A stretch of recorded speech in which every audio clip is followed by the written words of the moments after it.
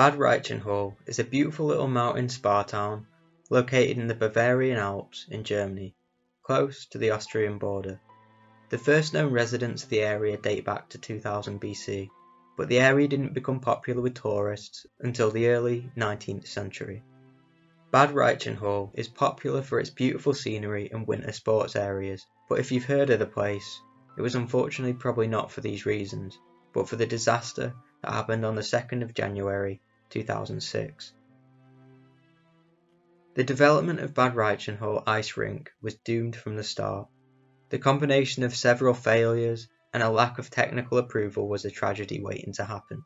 Construction began in 1972, and safety violations were constantly breached. In particular, the approval's maximum girder height of 1.2 metres was far exceeding the construction of the ice area, which had a girder height of 2.87 metres.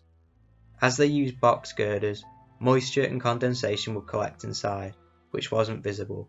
This was followed by the lack of a structural calculation check by an engineer to ensure that the structure complied with all regulations. Prior to the incident, users of the complex reported leaks in the roof of the building. They said that they would regularly see staff putting bowls and buckets inside the hall to catch water running down from the roof.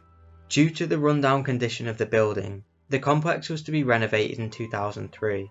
However, the renovation was postponed repeatedly, as it was argued that it didn't need doing immediately, a decision that they would come to regret.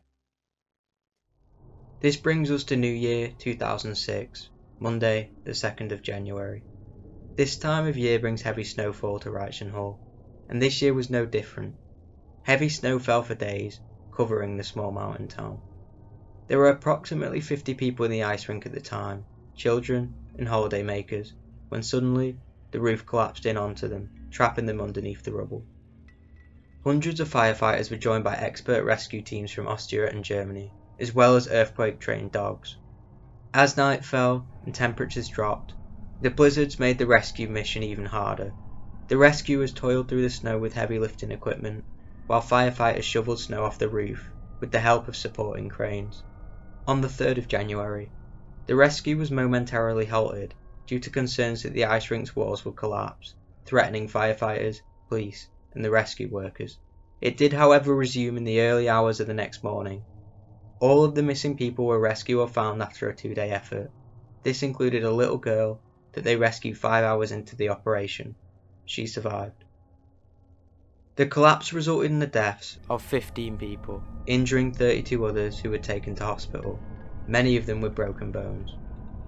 The majority of those that were killed were local children and teenagers who were using the leisure centre's ice rink. An investigation was immediately launched. The townspeople's mourning was tainted with rage.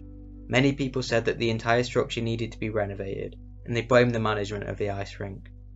At the time of the collapse, the roof of the ice rink was reported to have 30 to 40 centimetres of snow on it.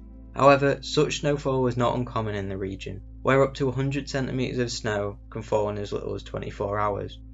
The volume of snow, according to the building experts, was insufficient to cause the roof to fall. The roof collapsed due to poor construction quality and no regular maintenance over the years.